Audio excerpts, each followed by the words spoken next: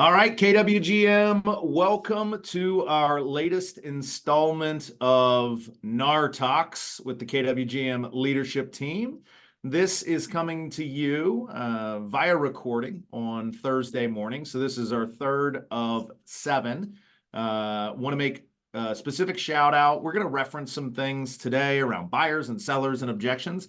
Would love for everybody to make it a priority to be at the spring market launch next Wednesday, April 10th, 9:30 a.m. at the Middleburg Heights Community Center. This is a great event, but we are going to provide some information, some more information on this subject matter, as well as information on how to master the market of the moment, take advantage of everything that we have in front of us as we enter the spring market, and of course, continue to build and grow really meaningful businesses. So I'm joined today again by our broker extraordinaire, Andrew Ginter. Andrew, how are you? I'm all right. How are you, Mike? I'm well. I am well, and I'm looking forward to this conversation.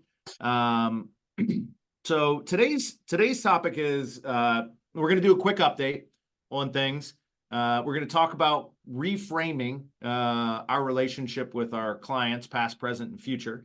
And then I want to talk a little bit about how to take advantage of this.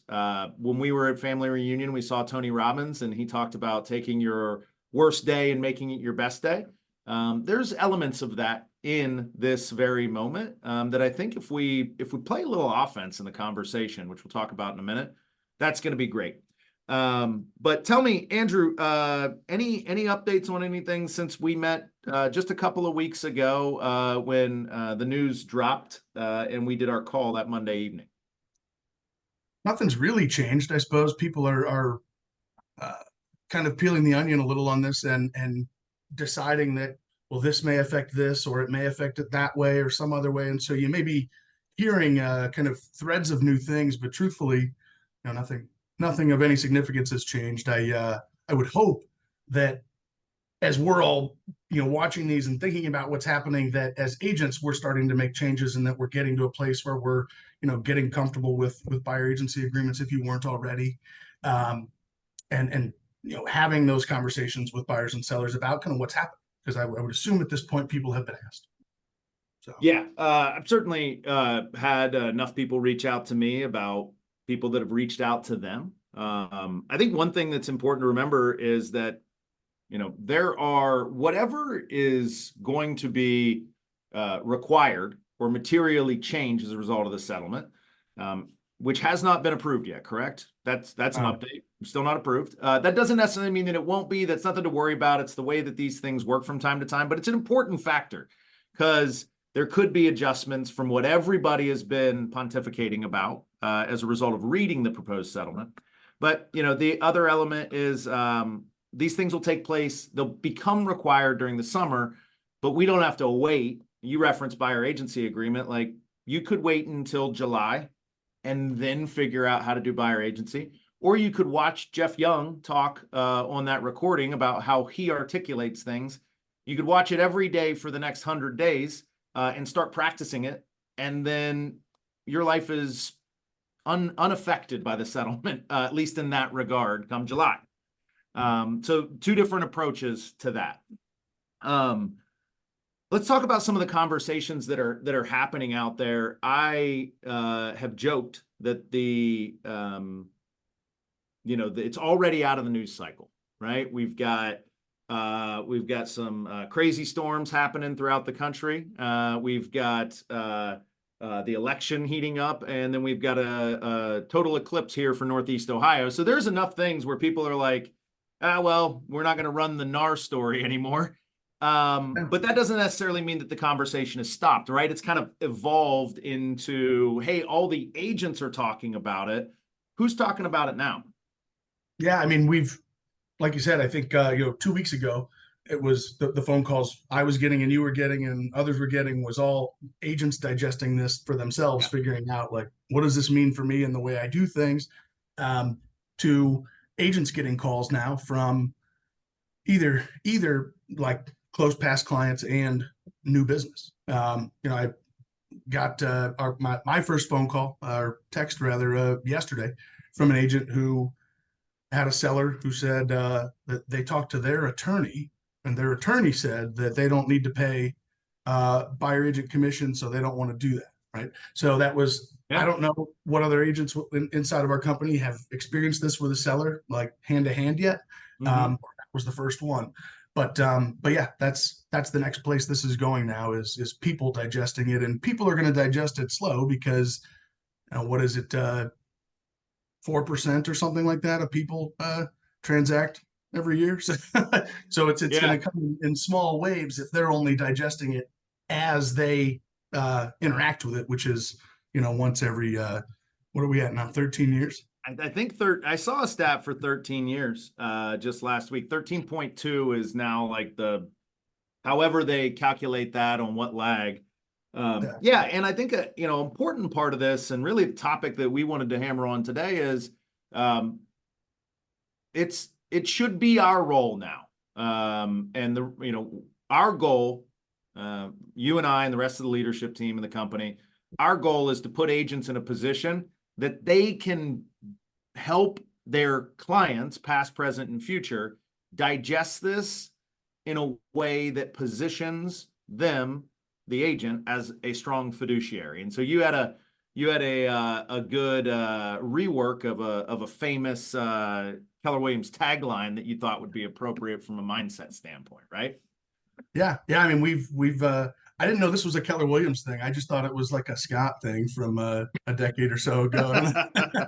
When he first started talking about the shift coming in Yeah, yeah. 2015 or something. And the term was around like market updates and things, was to be the economist of choice inside your database, Yeah. right? And so as I'm looking at this and thinking, it's time for us to be the NAR settlement expert of choice, with all of our friends, family, clients, past clients, future clients, because you saw how incorrect the headlines in the media were the first time around. Yes. When the primary headline was 6% commissions are gone, which had nothing to do with the settlement. But the fact that that was the headline tells you the information that your database is going to get if you're not the one to give them information. That's right. Yeah, I'm reminded of a mentor who once told me, if you don't have an agenda, you're going to end up a part of somebody else's. And all that means is, like, there is a strategy, right? And I've seen leaders of other companies offer up the strategy of don't worry about it. Put your head in the sand. And like there's no way that anything will materially change, right? And while I hope that none of this manifests, I think it's important to stay in the conversation, stay aware, and be focused on protecting your clients and your business.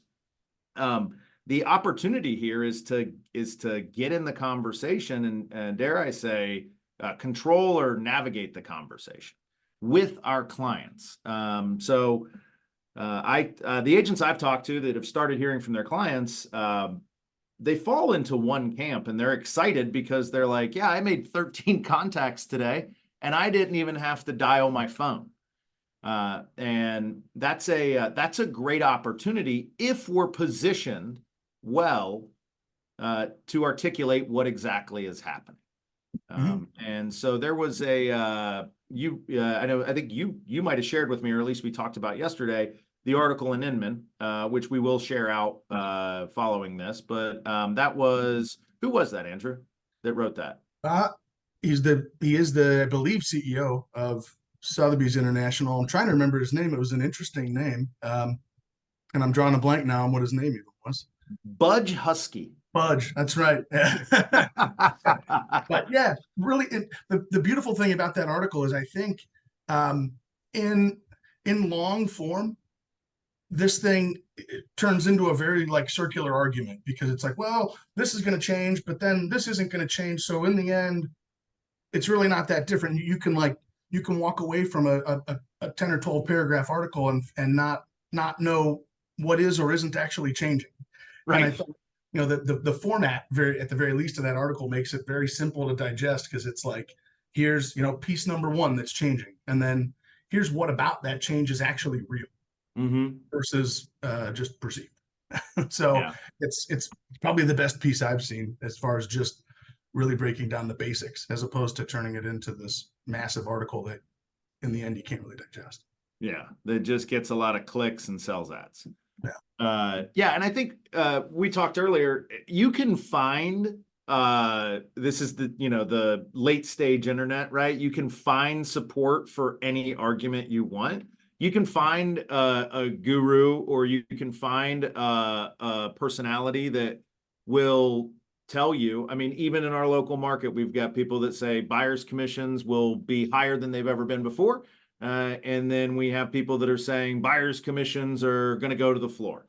I would discourage anybody from taking such a strong position, especially in conversations with your database, because if you don't know for certain, or you don't know with a high degree of probability, you could be compromising the trust that you've built with them, or something in the future could make you look as though you were not operating with integrity.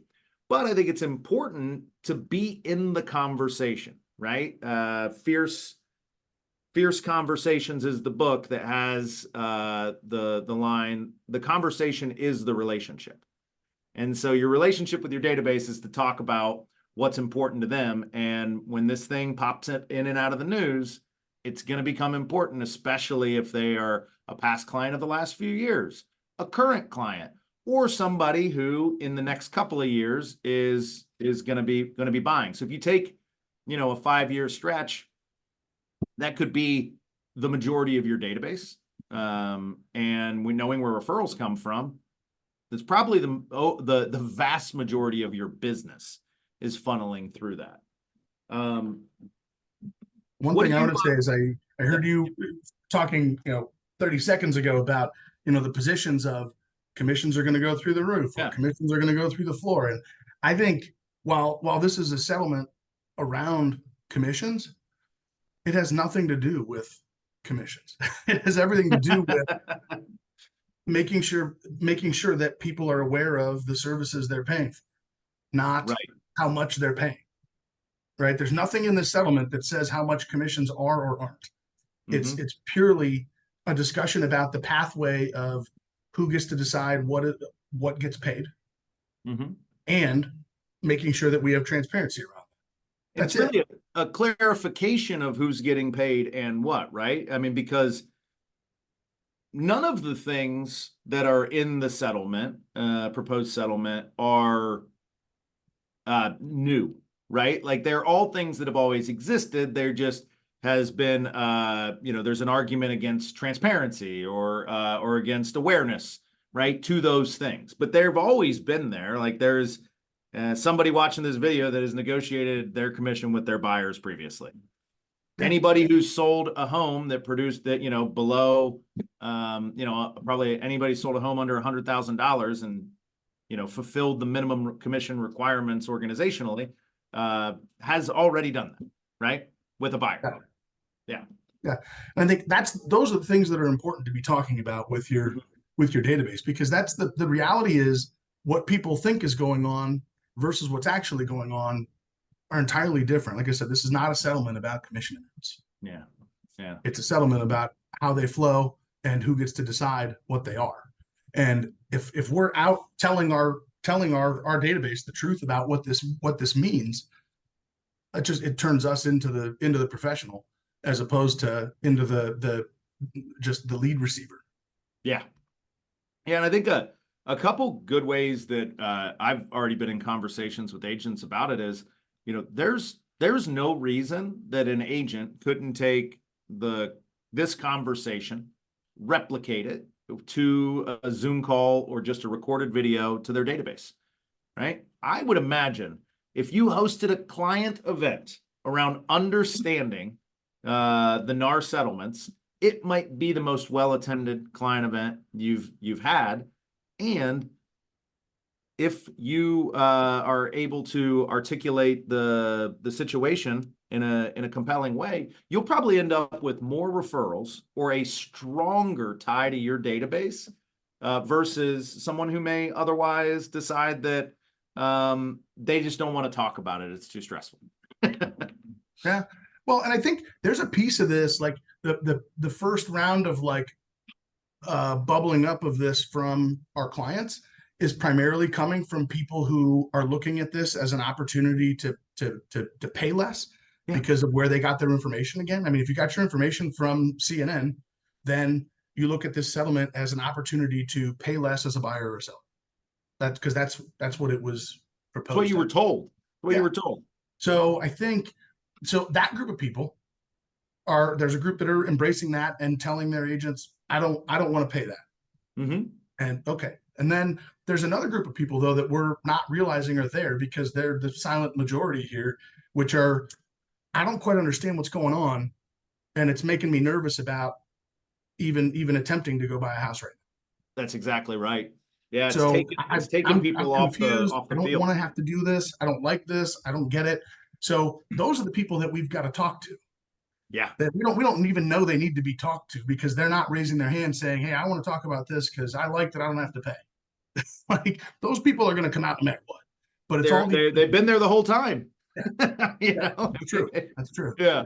Yeah. No, I think that's a So great point. Statistically speaking, 1 out of every 3 buyers this year, right? So, 30,000 people will buy this year in Northeast Ohio. So 10,000 customers are first-time home buyers that might go pack it in for another 12 to 18 months, might update their lease because they're like, this is crazy. I already didn't understand home buying. Now I got to understand all this other stuff that I don't want to, and it seems scary. And oh my God, somebody on, Money Talks with Jim Cramer told me that realtors are a scam, right? So I'm out. or better yet, think of all the first time buyers that we've run into over the years that thought they had to wait till they had 20%. What Right? a Like great that's example. that's a thing that lots of people think. And now Yeah, the thing that person may be thinking is, I don't have enough money to pay my agent. that's right. And what I'm reading into this thing is that I've got to pay my agent. And I can't do that, so I'm just gonna wait. Yeah. Yeah, Uh, that's a great way to think about it. And we are first and foremost, like we're going to educate people on the process. And now this is part of our process. So I encourage everybody, have an event, host a call, jam out a newsletter if you haven't. Like take the lead in the conversation and use this series of NAR Talks as your platform. And I hope that we end up with 400 different scripts to review or 400 different newsletters to review. So I'm just gonna invite everybody to reach out to Andrew and I if you want to confirm that, like, hey, I don't want to say anything wrong, I don't want to overstep my bounds. Like, certainly reach out to us, and we would love to help you do that. yeah, and I mean, make sure we're gonna be putting out some content here shortly. Yes. Some kind of bullet pointed content and things that you guys can absolutely use. Make it yours, brand it, or leave it the way it is. Doesn't matter to me.